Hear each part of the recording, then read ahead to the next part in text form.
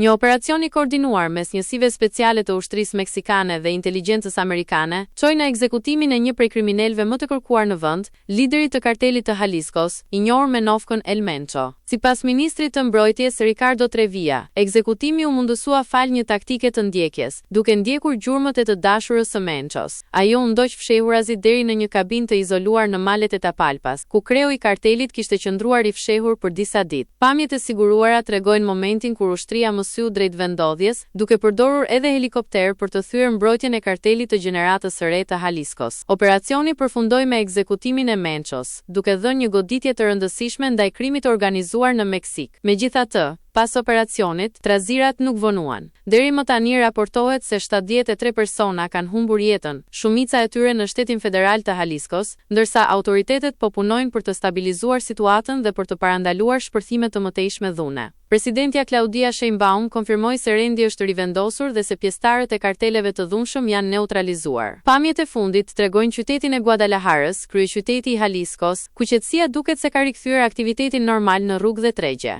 Ushtria vazhdon të mbajë nën monitorim të gjitha vatrat e nxehta, duke ndërmarrë patrullime intensive për të parandaluar përplasjet e mëtejshme dhe për të garantuar sigurinë e banorëve. Ky operacion konsiderohet si një goditje historike ndaj trafikut të drogës në Meksik, duke shkaktuar një efekt të menjëhershëm në strukturat e kartelit më të fuqishëm në vend.